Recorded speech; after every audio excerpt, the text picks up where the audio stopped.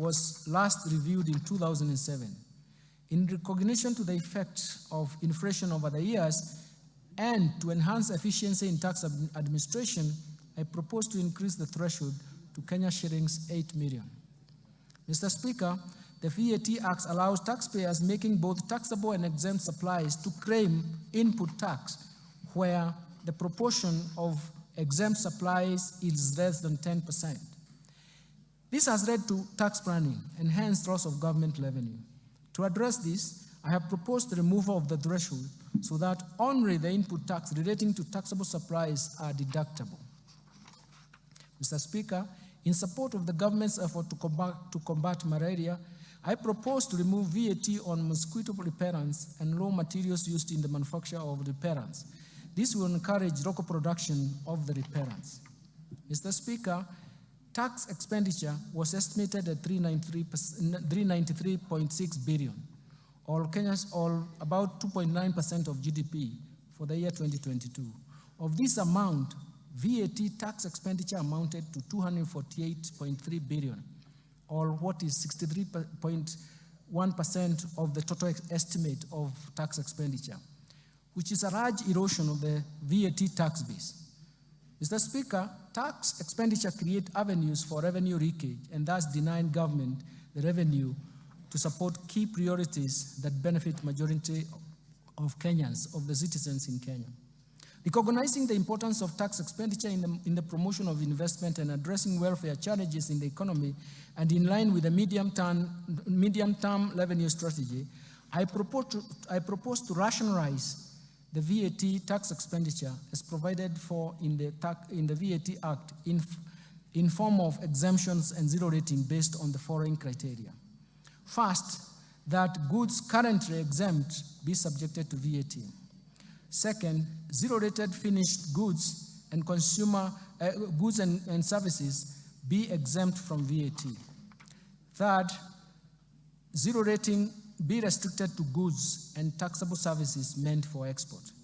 Based on the above, Mr. Speaker, based on the above criteria, Mr. Speaker, I have proposed several amendments to the first schedule of the VAT Act in order to move some goods and services from exempt to vatable status. In addition, I have also proposed amendments to the second schedule of the VAT Act so that we can move some of the goods and services from zero rating to either exempt status or vatable. This rationalization is expected to expand the VAT tax base and create fairness in taxation. Let me turn now to amendments in the Excise Duty Act. Mr. Speaker, the tax measures I have proposed under excise duty, I propose to change as follows. I propose to change the due date of payment of excise duty on alcoholic beverages from 24 hours to within 5 working days after removal from the stockroom. The 24 hours time frame has posed administrative challenges and cash flow, as well as cash flow challenges to the taxpayers. Mr. Speaker, to protect local assemblies and create fairness and equity in taxation, I propose an introduction of excise duty on imported, fully built motorcycle at the rate of 10% of the customs value, in addition to specific tax duty rate of Kenya shillings 12,952.83 cents per unit, whichever is higher. Mr. Speaker, participation in betting, gaming, prize competition, lotteries continues to affect socio-economic fabric of our society, given their addictive nature. Mr. Speaker, last year we raised the excise duty on these activities from 7.5% to 12.5% to discourage participation. Despite this increase, participation rate in these activities by Kenyan citizens, especially school-going children and young adults, continues to persist. To further discourage this behavior, I propose to increase the excise duty tax rates to 20%. Mr. Speaker, in line with research findings commissioned by the National Treasury on the taxation of alcoholic beverages, I propose to review the excise duty structure on wines and beer from specific rates per liter to the rate of Kenya shillings 22 shillings and 50 cents per centiliter of pure alcohol. In other words, we want to start taxing alcohol beverages on the basis of alcohol content. Further, I propose to change excise duty rate on spirits from specific rates per litre to Kenya shilling 16 per liter of pure alcohol.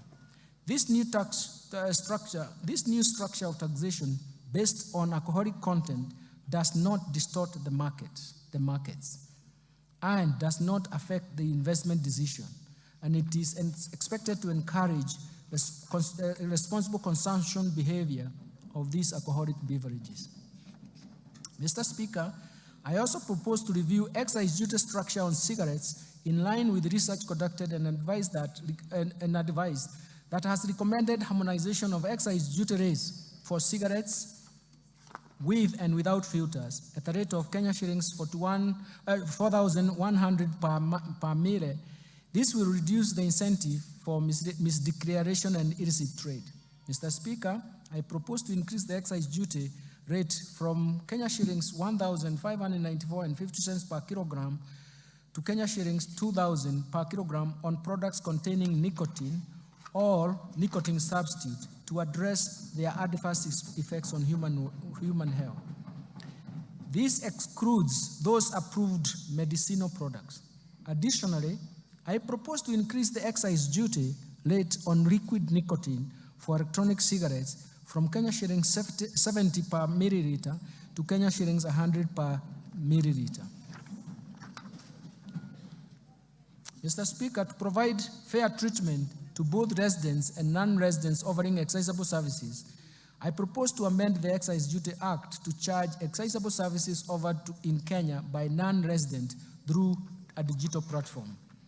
Mr. Speaker, the Finance Act introduced excise duty on fees charged on advertisement of alcoholic beverages, betting, gaming, lotteries, and prize competition on TVs, print media, billboards, and FM stations. This resulted to a shift in choice of advertisement platform from the traditional media to internet and social media. To create a level playing field and to achieve the intended purpose, I propose to expand the scope of this tax to include fees charged on internet and social media advertisements. Mr. Speaker, in order to enhance the administrative efficiency in the issuance of excise licenses to persons dealing with excisable goods or services, I have proposed an amendment to provide for issuance of licenses within 14 working days upon receipt of all required valid documents by the Commissioner. Mr. Speaker, the Finance Act 2023 introduced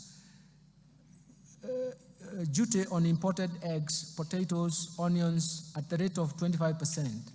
To promote trade across East African region, I propose the removal of this excise duty on imported eggs, potatoes, and onions originating from East African Community Partner States, subject to goods meeting the East African Community Rules of Origin.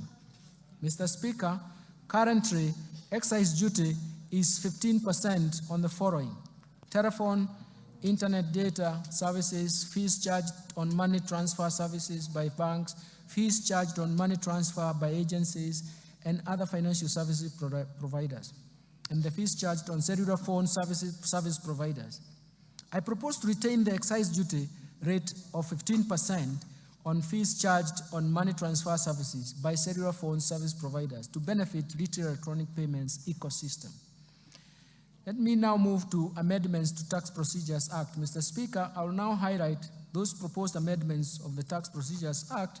Currently, there is no validity period for the agency notices issued for enforcement of correction of unpaid taxes. This gap often leads to tax disputes and delayed revenue correction. To address this, I propose to amend the Tax Procedures Act to provide 1 year validity period for agency notices. Mr. Speaker, in order to align the timelines for claiming VAT and in the Tax Procedures Act and VAT Act, I propose to delete the reference on timeliness for claiming refunds at the VAT Act, so that the applicable timeline is the 6 months that is provided under the Tax Procedures Act. Mr. Speaker, currently registered manufacturers whose value of investments is in the preceding year in the preceding 3 years is at least 3 million are exempted from withholding tax. In order to promote equity and create fairness to all manufacturers, I propose to amend the Tax Procedures Act to remove this exemption. Mr. Speaker, I propose to amend the Tax Procedures Act to clarify that enforcement and correction of taxes will be undertaken where a decision of the tribunal or court is in favor of the commissioner, and stay orders have not been obtained against the decision. Mr. Speaker, the 60 days provided to the commissioner in the Tax Procedures Act to review documents submitted by the taxpayers in support of an objection of tax assessment by the commissioner are not adequate. To ensure comprehensive review, and in order to give the commissioner adequate time, I propose to extend the timelines to object decisions of the commissioner from 60 days to 90 days. Let me now move to amendments to miscellaneous fees and levies. Mr. Speaker, last year, 17.5% export and investment promotion levy was introduced on imported goods that are also locally produced in adequate quantities. In the Finance Bill 2024, the list of goods has been expanded and the rate of the levy has been reduced to 3% for most of the goods and others 10%. Mr. Speaker, in order to facilitate the National Intelligence Service to carry out its mandate, I propose to amend the Miscellaneous Fees and Levies Act to exempt the National Intelligence Service from payments of import declaration fee and railway development levy on security equipment and motor vehicles imported or purchased locally for official use. Mr. Speaker, the high production and importation of hazardous goods, particularly electrical and electronic devices, into the country has led to significant increases in electronic waste. We call it e-waste in Kenya. This surge in waste production poses a considerable risk to both the environment and human health. In this regard, I propose to introduce eco-levy on various products to be payable in line with the polluter pays principle. Mr. Speaker, the levy will be imposed under the Miscellaneous Fees and Levies Act. Then me turn to the amendments to the Kenya Revenue Authority Act. Mr. Speaker, to enhance public knowledge and literacy on tax matters, I propose to amend the Kenya Revenue Act to enable Kenya School of Revenue Administration collaborate with other institutions of higher learning, develop curricula, assess, examine students, and award certificates in tax matters. I've submitted this amendment in a separate bill. In conclusion, Mr. Speaker, the government, under the leadership of His Excellency, the President, Honorable Dr. William Samoei Ruto, has succeeded in steering the economy through a very difficult period of global and domestic challenges. Remarkably, the economy has recovered from the lagged effects of COVID-19 pandemic and unwinding from persistent and successive domestic and external shocks that created some permanent effects. Mr. Speaker, the policies and structural reforms outlined in this budget have laid a firm foundation to protect the fragile recovery for a sustained socio-economic transformation. Financing development is critical to this economic transformation. That is why raising adequate revenues is a core pillar to this economic transformation and growth. I'm confident that these measures will create jobs. They will strengthen economic recovery, and they will reduce the cost of living in the country, thereby providing the much-needed relief to the common mwananchi. I therefore urge honorable members and all Kenyans to support the implementation of the measures contained in this budget for our mutual prosperity. Finally, Mr. Speaker, achieving prosperous Kenya requires leadership and support of every Kenyan. For this reason, I wish to thank His Excellency the President, Dr. William Samoei Ruto, and His Excellency the Deputy President, Honorable Rigathi Gachagua, for their continued wise guidance and leadership and even perseverance to long hours of working to get things right. My special appreciation goes to Prime Cabinet Secretary, the Attorney General, my fellow Cabinet Secretaries, and the respective Principal Secretaries, and accounting officers and staff of all MDAs for their support and contribution to the financial year 2024-2025 budget making process and contributions to these budget proposals.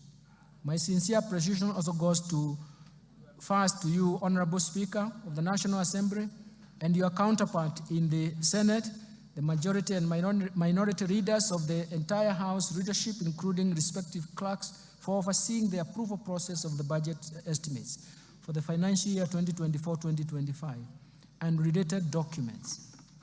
Second, to honorable chairs, members of both Budget and Appropriation Committee and Finance and National Planning Committee, and all the other departmental committees of this House, as well as of the staff of the Parliamentary Budget Office, for their constructive input, excellent leadership during the approval process and the discussions that we have had in the process of these budget proposals.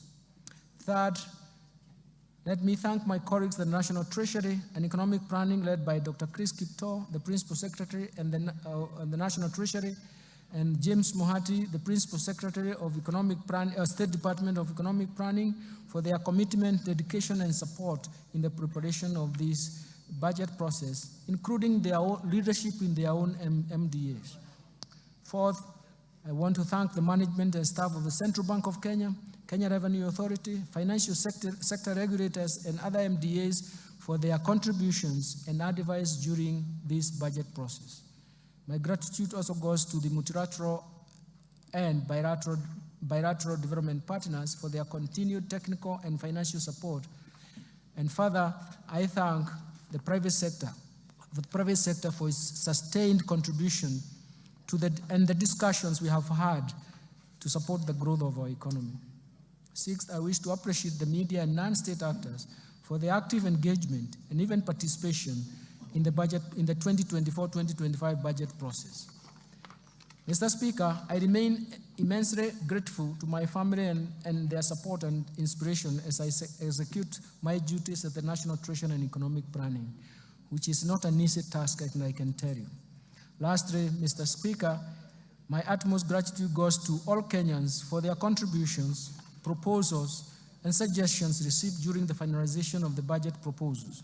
The outcome of these measures are to our own benefits and a reward to perseverance on the difficulties that we have gone through and to solve the difficulties ahead of us. Thank you, and may God bless you. Mr. Speaker, before I